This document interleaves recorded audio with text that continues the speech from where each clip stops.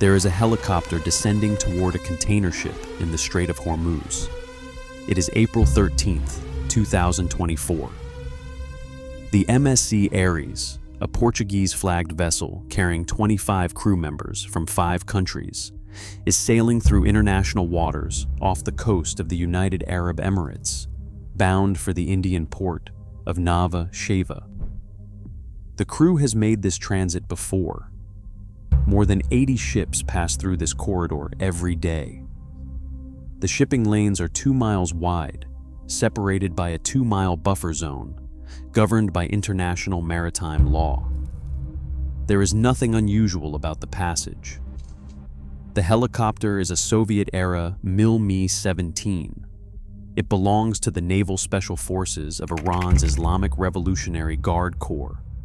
It descends fast, without warning, and masked commandos rappel onto the deck of a ship, flying the flag of a NATO ally in waters that belong to no one.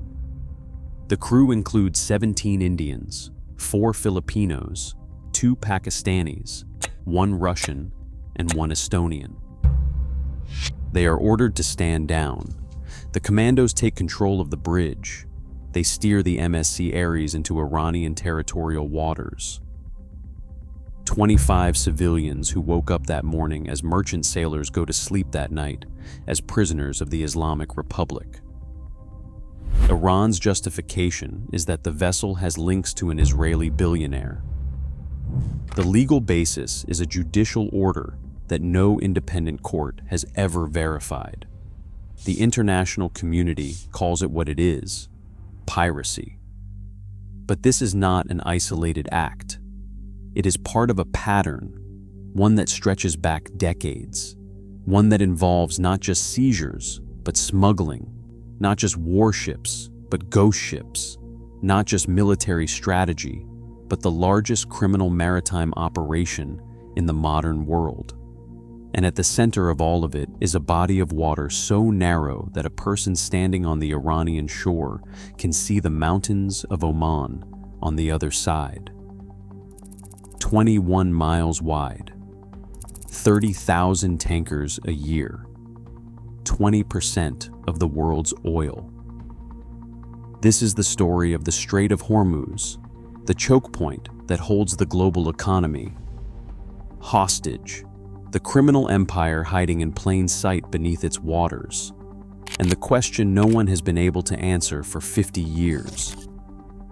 What happens when someone actually shuts it down? In 2026, the world found out.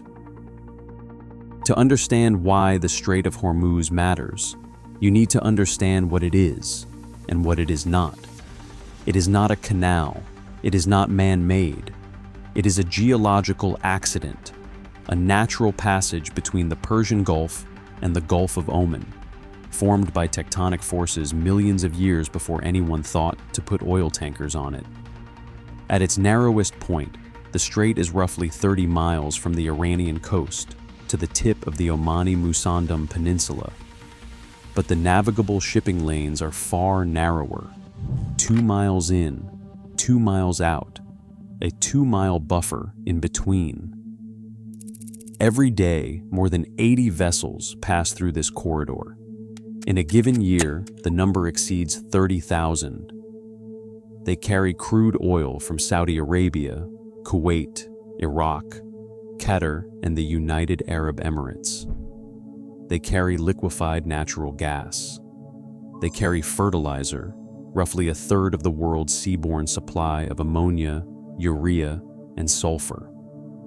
They carry the caloric imports that feed the Gulf states, which depend on the strait for more than 80% of their food. The traffic separation scheme funnels them into lanes so narrow that a well-placed mine, a single disabled vessel, or a credible military threat can bring the entire flow to a halt. For decades, this was theoretical. Analysts modeled it. War games simulated it. Economists calculated the cost. The conclusion was always the same. The consequences of closure would be so catastrophic that no rational actor would attempt it.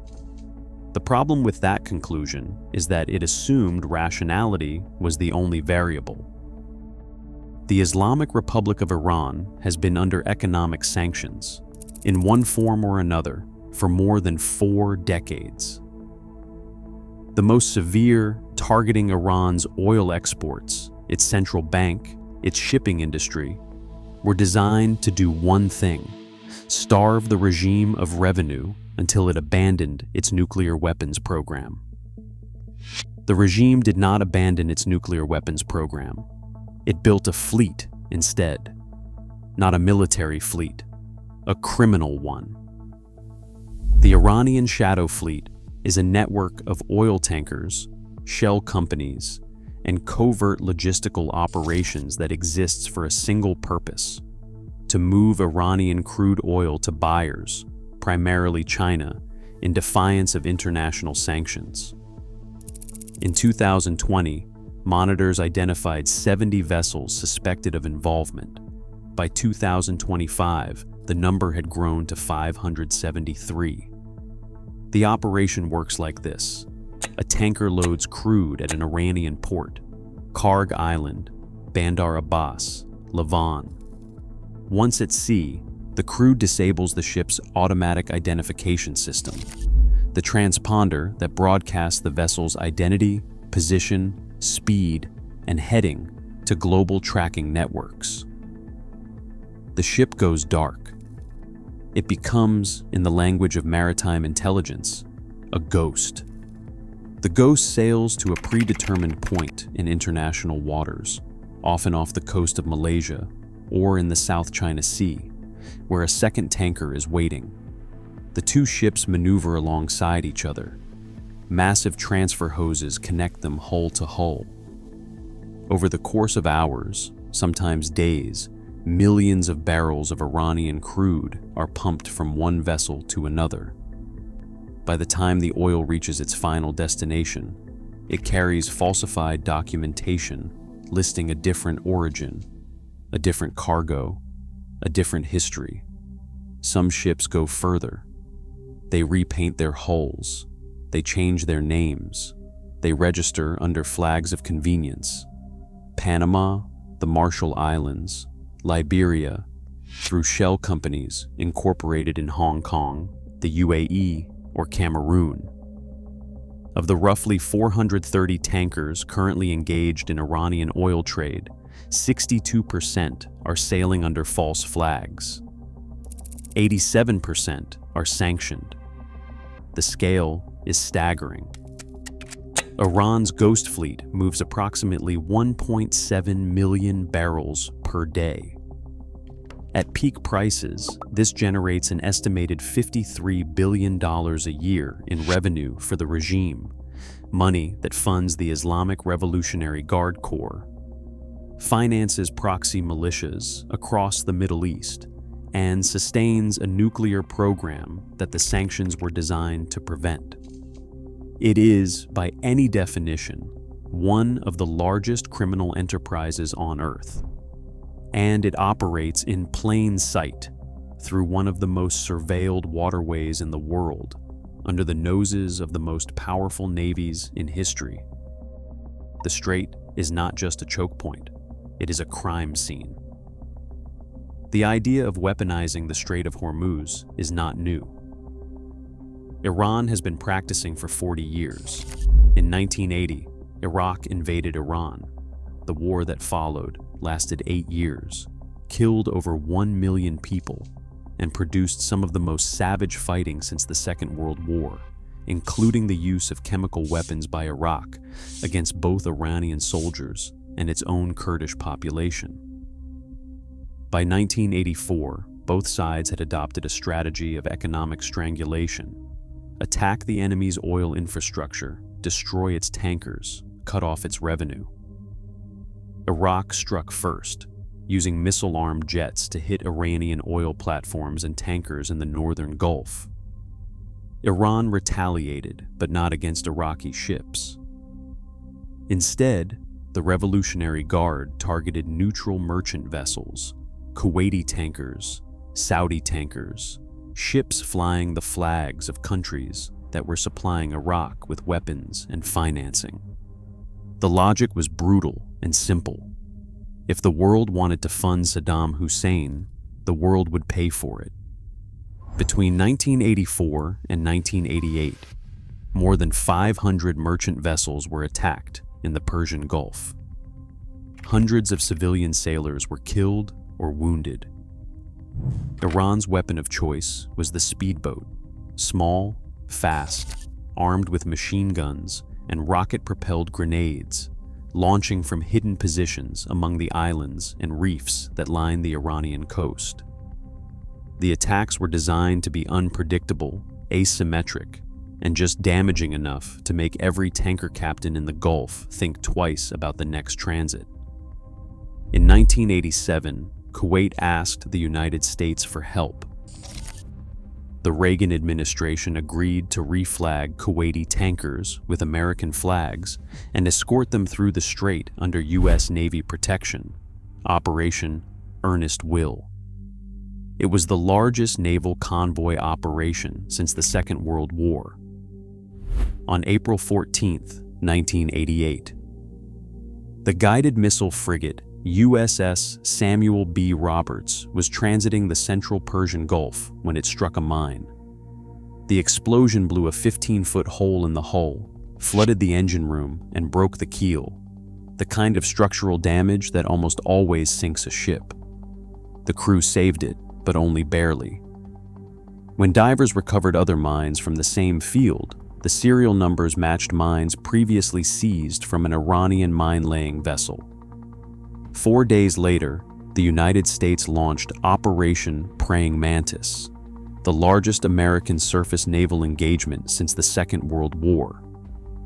9 warships and a carrier air wing attacked Iranian oil platforms, sank or destroyed 3 Iranian warships, and neutralized at least 6 armed speedboats.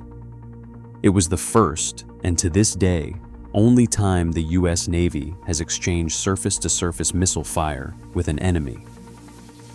Iran's conventional navy was decimated in a single afternoon, but the Revolutionary Guard learned a different lesson from that afternoon. The lesson was not that confrontation with the United States was futile. The lesson was that confrontation with the United States required a different kind of force, smaller, faster, harder to target, impossible to decisively defeat. The lesson was asymmetry. In the decades after Operation Praying Mantis, while the world focused on Iran's nuclear program, the Islamic Revolutionary Guard Corps quietly built something else. Not battleships, not destroyers, not submarines, speedboats, more than 1,000 of them. The IRGC Navy's fleet is unlike any conventional naval force on Earth. It consists of swarms, small, fast-attack craft armed with machine guns, rocket-propelled grenades, and anti-ship missiles, capable of speeds ranging from 55 knots to over 100 knots. They are designed not to win a war, but to make one unwinnable, to overwhelm defensive systems through sheer numbers, to launch from hidden positions along Iran's 1,500 kilometers of coastline, to attack in coordinated groups of 20 or more, converging from multiple directions simultaneously. The doctrine evolved over decades. In the 1980s, it was hit and run, single boats darting out from island cover. By the 2000s, Iran had formalized it into what military analysts call dispersed swarming, coordinated multi-axis attacks designed to saturate a warship's defenses and guarantee that at least some boats get through. The targets are not just military. During periods of heightened tension, the IRGC boats have harassed commercial vessels, circled U.S. warships at close range, and staged provocative maneuvers in the shipping lanes. In 2019, the pace of seizures accelerated. The IRGC seized a British-flagged tanker in direct retaliation for Gibraltar's detention of an Iranian vessel. It detained other ships on charges that independent observers called pretextual at best. The pattern is consistent. Iran does not close the strait through conventional military force. It closes it through fear, through the accumulation of incidents, a seized tanker here, a harassed convoy there, a mine spotted in a shipping lane, a helicopter descending onto a merchant vessel in international waters. Each incident individually is manageable. Collectively, they produce an environment in which insurance premiums spike, shipping companies reroute, and the cost of transiting the strait becomes a calculation that fewer and fewer captains are willing to make. The MSC Ares seizure in April 2024 was not an act of war. It was a reminder. The Strait of Hormuz belongs to Iran, not legally, not geographically, but functionally. Iran controls it not because it can close it in an afternoon, but because every ship that enters it does so, knowing that a helicopter might descend at any moment. On February 28, 2026, the United States and Israel launched nearly 900 airstrikes against Iran in 12 hours. The strikes targeted missile batteries, air defense systems, military installations, command centers, and senior leadership. Among the dead was Supreme Leader Ali Khamenei. The attack was the most concentrated aerial bombardment of a nation-state since the opening of the Iraq War in 2003. Iran's response was immediate. Retaliatory missiles struck U.S. military bases across the Gulf. Drone attacks hit Israeli territory. The IRGC launched strikes against military and civilian targets in 9 Gulf Cooperation Council states that housed American forces. And then the Revolutionary Guard did what it had been preparing to do for 40 years. It shut the Strait of Hormuz. The IRGC issued warnings prohibiting vessel passage through the Strait of Hormuz. Armed speedboats deployed across the shipping lanes. Mines were suspected in the transit corridors. Electronic warfare systems jammed GPS signals across the waterway, creating a fog of navigation that made safe passage nearly impossible. Commercial shipping stopped almost immediately. The economic impact was faster and more severe than any model had predicted. Brent crude crossed $100 a barrel within 8 days, the first time in 4 years.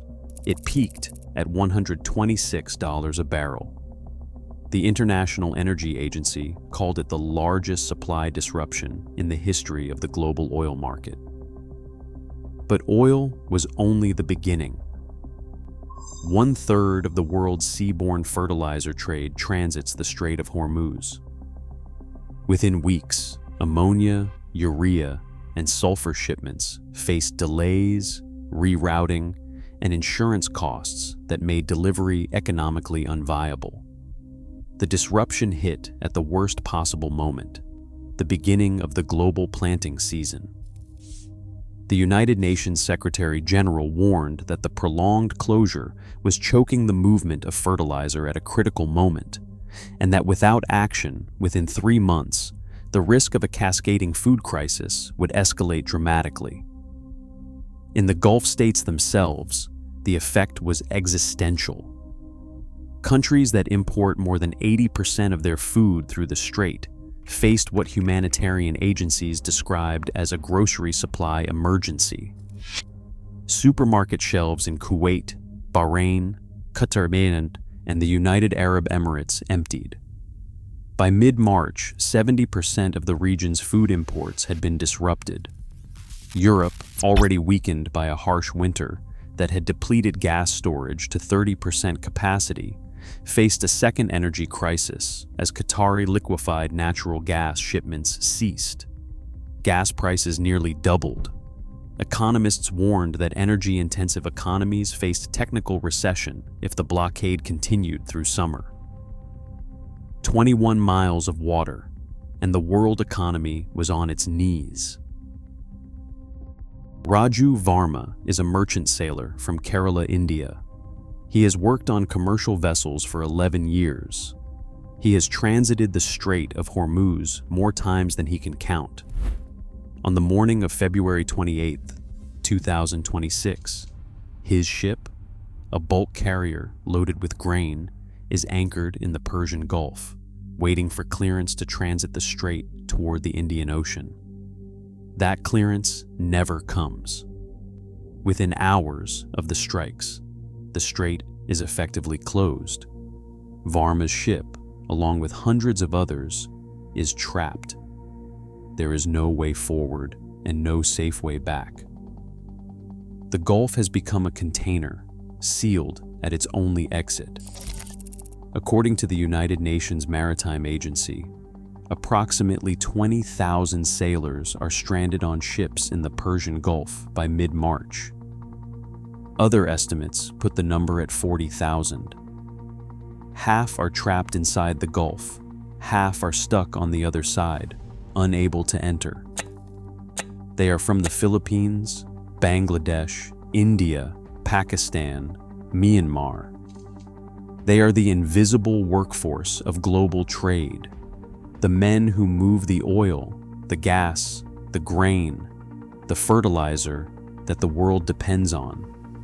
And they are now prisoners of a war they have no part in. The conditions deteriorate quickly. Ships run low on food and fresh water. Medical supplies are finite. Iranian authorities, according to multiple captains interviewed by international media, refuse to allow some vessels to dock or their crews to disembark. One captain tells reporters, "They have kept us as hostages." At night, the sailors stand on deck and watch rockets arc overhead. The GPS systems are jammed. Communications are intermittent. One sailor tells NBC News, "We do not sleep at night. We stay up on deck because you never know what might happen next." By early April, the International Maritime Organization confirms that 10 sailors have been killed in attacks targeting 21 commercial vessels in and around the strait. 7 of them were killed by what the UN describes as Iranian attacks on commercial ships. These are not combatants. They are not soldiers. They are not citizens of any country at war. They are men who signed contracts to move cargo across an ocean, and they are dying in a waterway that their governments told them was safe to transit. The world's attention is on oil prices, on missile strikes, on diplomatic maneuvering between capitals. Almost no one is talking about the men on the ships. On March 19, 2026, a coalition of nations, Britain, France, Germany, Italy, the Netherlands, Japan, and Canada, issued a joint statement pledging to reopen the Strait of Hormuz for commercial shipping. The United States deployed something that had never been used in combat before: unmanned robotic patrol boats. The Global Autonomous Reconnaissance Craft, 5-meter drone speedboats built by a Maryland company called Black Sea Technologies, began conducting persistent patrols in the strait under Operation Epic Fury. They can reach 46 miles per hour and carry payloads of up to 1,000 pounds. They are designed for surveillance, for mine countermeasures, and if necessary, for offensive action against Iranian fast attack boats. Robotic boats against swarm boats. The asymmetry has been inverted. But even as the military campaign to reopen the strait progresses, something remarkable is happening beneath the surface of the crisis. The Ghost Fleet has not stopped. Throughout the war, throughout the blockade, throughout the chaos of missiles, mines, and electronic warfare, Iranian shadow tankers continue to move through the strait. They do what they have always done: disable their transponders, falsify their documentation, transfer cargo in open water, and deliver Iranian crude to buyers who have no intention of honoring sanctions during a war. The system that was built to evade peacetime sanctions turns out to be perfectly designed for wartime survival. The Ghost Fleet does not need safe passage. It does not need insurance. It does not need the International Maritime Order to function. It was built precisely for the moment when that order collapses. 573 ships that officially do not exist, carrying $53 billion a year in sanctioned oil, are still operating in the middle of the largest naval confrontation since the Persian Gulf War. The Strait of Hormuz is 21 miles wide. You could drive across it in 20 minutes if there were a road. There is no road. There is only water, shallow, warm, and worth more per square mile than any body of water on Earth. For 50 years, the world has known that this narrow passage is a vulnerability, that a single determined actor could use it to inflict catastrophic economic damage, that the global economy's dependence on it is not just a risk, but an absurdity, the equivalent of running the world's electrical grid through a single extension cord and hoping no one trips over it. And for 50 years, the response has been the same. It will never happen, because the consequences are too severe. In February 2026, it happened. What followed was not a surprise. It was a confirmation of models that had been built, of war games that had been played, of warnings that had been issued and filed and forgotten. The oil shock was predicted. The food crisis was predicted. The fertilizer disruption was predicted. What was not predicted, what the models never captured, was the human cost. 20,000 sailors trapped on ships with no food and no answers, watching missiles fly over their heads at night, kept alive by the same invisible infrastructure of global trade that had put them there in the first place. The Ghost Fleet keeps sailing. The speedboats keep circling. The helicopter keeps descending onto the next ship that enters the strait, thinking the rules still apply. The rules have never applied here. The Strait of Hormuz does not operate on international law. It operates on leverage, and the country that controls the narrowest point controls the price of bread in Cairo, the cost of gas in Berlin, and the question of whether a sailor from Kerala will see his family again. 21 miles. That is all it takes.